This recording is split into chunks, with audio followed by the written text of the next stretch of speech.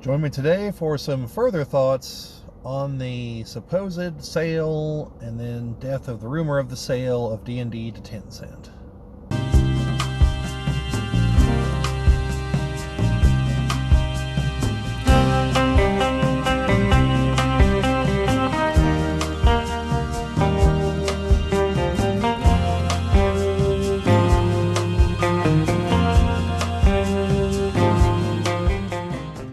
Welcome to the Geek Cabal channel. My name's Bob. Temporary return to car videos. Very temporary, hopefully. Just to fill in a few gaps on things that happen and then resolve, like the supposed sale of D&D to Tencent, which ended up being a rumor that lasted for roughly 24 hours. I've already done one video explaining the whole situation. I'll link to it down in the description or up on top or both or whatever. Check it out. But anyway, there's some further thoughts just based on some comments I've seen people make, some other videos people have made, and just some other general thoughts here. So, first of all, I see a whole lot of comments that are like, well, it couldn't be any worse. That's a very immature way of thinking about things, because that tells me you haven't lived much of, life. Because if I've learned anything other than constant is the only change in the universe, then the other thing I've learned is it can always get worse. Now, it might get worse in a different way, because I'm willing to bet Tencent doesn't give a single crap about any of the kinds of things that Wizards of the Coast has been pushing lately into D&D. In fact, it would probably revert to several things that succeeded that drew people in, and you'll probably have like 90s comic level artwork when it comes to the women, for instance. Not saying I want to see a return to that, by the way. I'm just saying they don't have a problem with that. However, they will be owned by a Chinese company. Chinese are notoriously censorious, and there's all kinds of things that culturally the Chinese are not keen with, that you need to have D&D be D&D. Things like grave robbing and displaying corpses and, a bunch of stuff like that. So, now, with it being a product that would go to a foreign market, maybe they wouldn't care, but I'd be willing to bet they would. So, you would have that potential problem. Also, the potential problem of Tencent just being like, why do we care about the paperback books and all that? We're just going to make video games. You guys have your books already. Enjoy 5th edition forever. Good luck. See you later. That would potentially be worse. So no, it can always get worse, and I feel a sale to a Chinese company would definitely be worse. Now, a sale to an American company, maybe it could be better. I don't know. It depends on the company. Depends on what they want to do with it. But yeah, that just whole train of thought, no, that's immature. It can always get worse. Then I've also seen people that question the Hasbro statement saying it's not for sale. That's a legitimate question to ask, because Hasbro has not been entirely honest in recent memory about several things. So it could be that they're temporarily lying, and like 3 days from now, they'll be like, oh yeah, we sold it to Tencent. We always said we were going to, and they'll scrub that remark from their Twitter or whatever. That's a possibility, okay? I'm not saying it's not. However, the speed they jumped on it, I would like to believe that someone there recognizes that they had problems over the last year, so on and so on. Plus, again, I personally think when you have money problems and you have divisions that are making money, you don't sell them to prop up the ones that aren't. I know you can't sell the ones that aren't for as much as you would like to, but in that case, you take everything that's working, Wizards of the Coast basically, spin it off into its own company, with you still in charge of that company. You just jump ship to that company and abandon Hasbro. Like, again, as I said in the other video, I'm not a business major, but I'm fairly certain that is a viable strategy. So anyway, uh, so that's why I think some of the talk, like, I get it, you know, Hasbro has been very shady, and maybe they're being shady here too. Maybe I'm the sucker for believing them. But on this one particular topic, I just don't think it makes any sense to actually sell.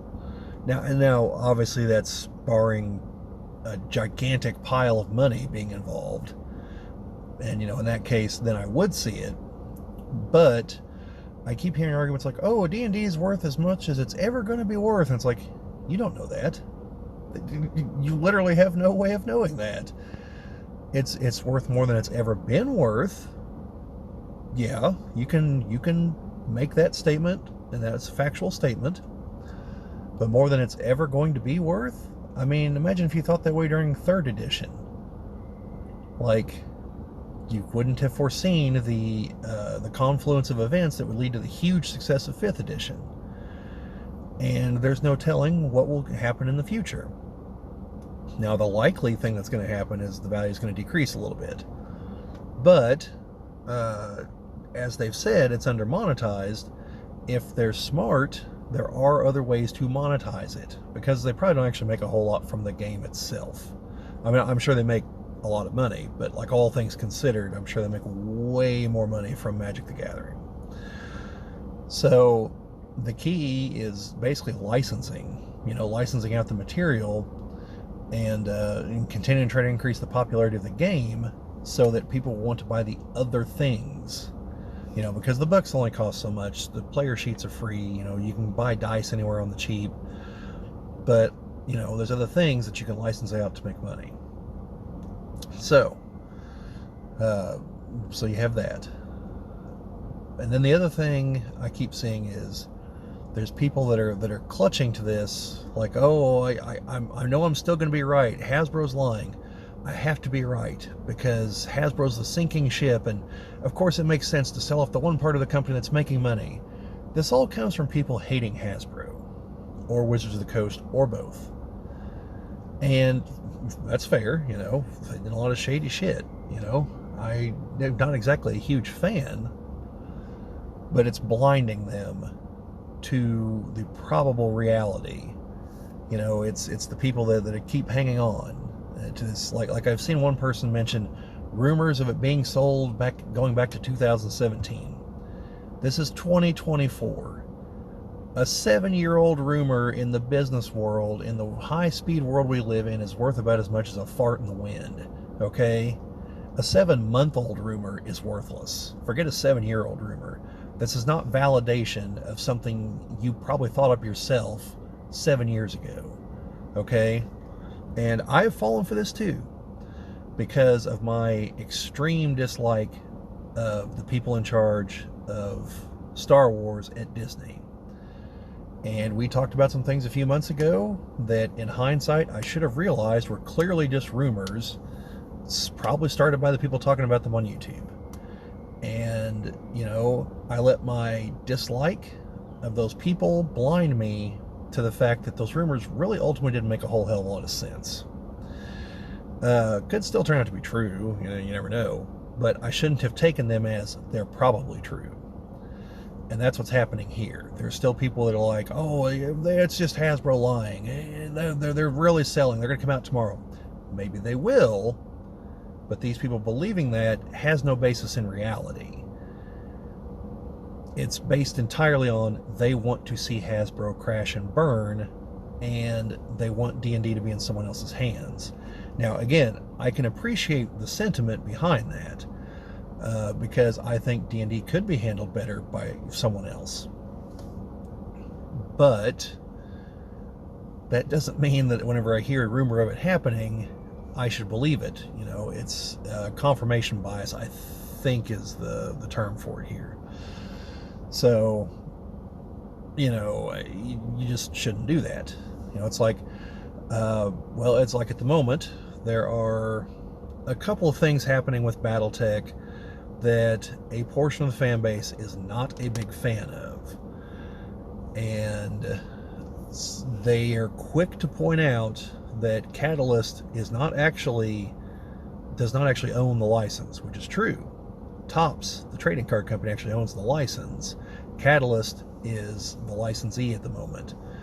And so they hold out some, probably at this point, irrational hope that something big is going to happen to trigger Topps to revoke the license. And I mean, personally, I just think it's going to happen because Catalyst seems to just be printing money at the moment with BattleTech, and I'm sure Topps is very appreciative of this fact. So it's absurdly wishful thinking. But any whiff of anything like that, they'll latch on to. And I haven't really heard anything substantial like that because, again, Catalyst is printing money right and left with BattleTech, you know.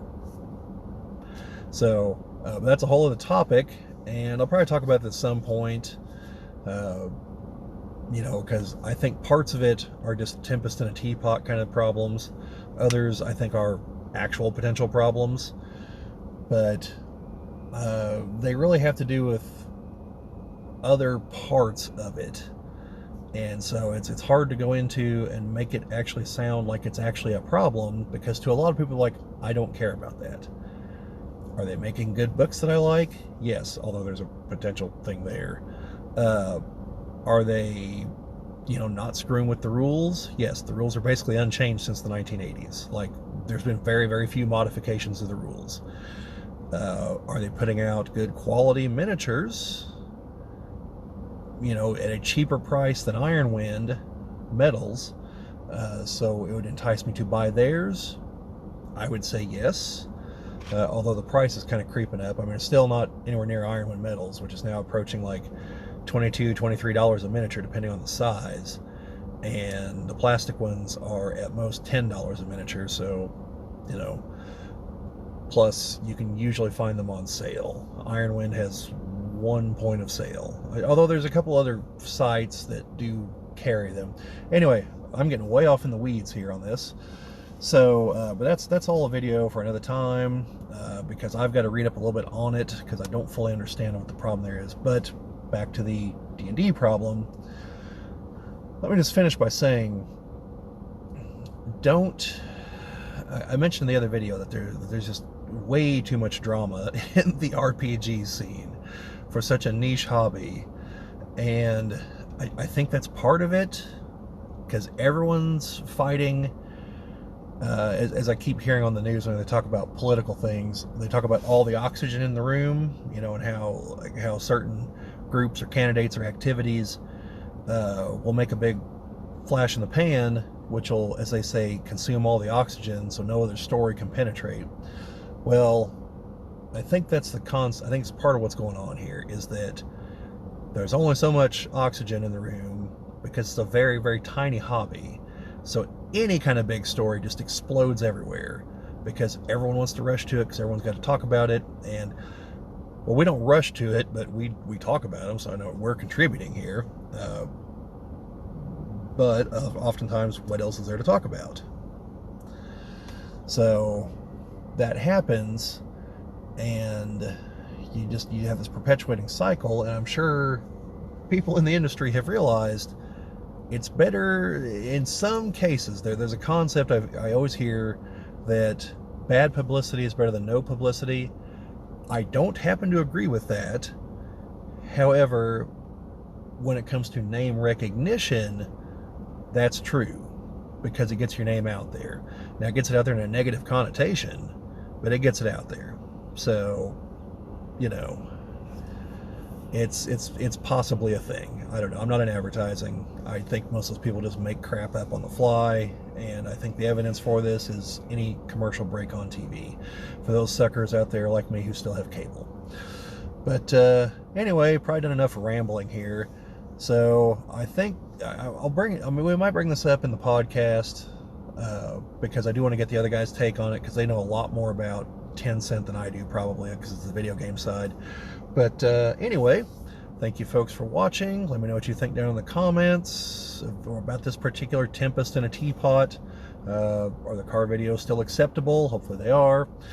Hopefully I won't have to use them for very long, but it does allow me to, like, quickly get to something when something arises, you know, instead of having to set up the camera and everything else. And anyway, thank you folks for watching. Like, share, subscribe, all that fun stuff because it's YouTube. But we will see you later.